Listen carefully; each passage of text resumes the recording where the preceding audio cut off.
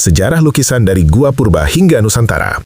Tahukah kamu, sebelum manusia bisa menulis, sebelum kata-kata tercipta, manusia sudah melukis. Tunggu, jadi lukisan itu lebih tua dari tulisan? Benar, jauh lebih tua. Lukisan adalah bahasa pertama manusia. Lukisan pertama di dunia. Lalu, siapa penemu lukisan pertama di dunia? Tidak ada satu nama, tidak ada satu tokoh, karena lukisan lahir bersama manusia itu sendiri. Sekitar 45.000 tahun yang lalu, manusia purba berdiri di dinding gua, menghancurkan batu oker merah, mencampurkannya dengan air dan darah, lalu menempelkan telapak tangannya ke dinding batu. Dan saat ia menarik tangannya, sejarah pun dimulai. Di mana lukisan tertua itu ditemukan? Banyak orang tak tahu. Salah satu lukisan tertua di dunia ada di Indonesia.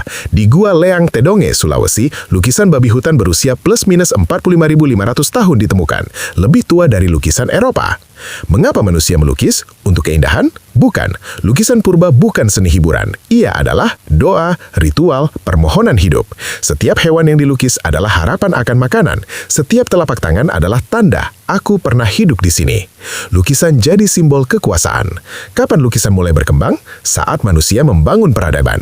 Di Mesir kuno, lukisan menghiasi makam para Firaun. Bukan untuk dunia ini, tapi untuk kehidupan setelah mati. Tokoh dilukis kaku, tidak realistis, karena yang penting bukan rupa, melainkan makna spiritual. Lalu, bagaimana dengan Yunani dan Romawi? Disinilah lukisan berubah. Manusia mulai melukis otot, wajah, emosi. Lukisan menjadi cermin tubuh manusia, dari yang sakral menuju rasional dan realistis.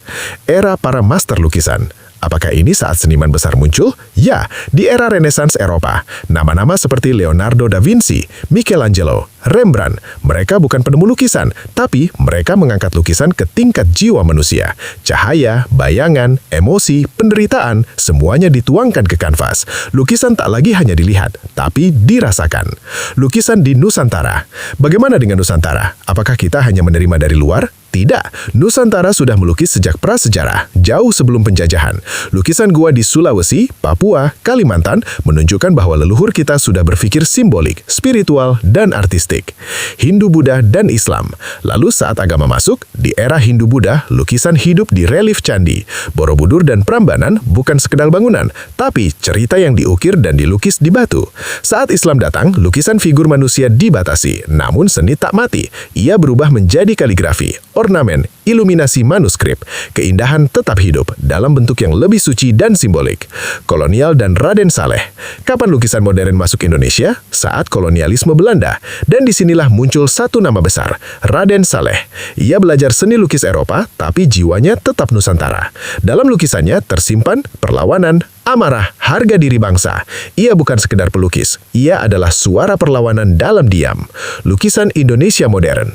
Bagaimana sekarang? Lukisan Indonesia modern menjadi teriakan jiwa. Avandi, Sujoyono, Basuki Abdullah. Mereka melukis penderitaan, rakyat, dan kejujuran. Lukisan tak lagi harus indah, yang penting jujur. Makna besar. Narator perlahan dan dalam. Tahukah kamu, lukisan bukan sekedar gambar, ia adalah jejak tangan manusia, doa yang membeku di batu, suara jiwa lintas zaman. Dan dari Gua Purba hingga Nusantara hari ini, lukisan selalu berkata satu hal, manusia ingin dikenang. Dan sekarang kamulah yang menyaksikannya.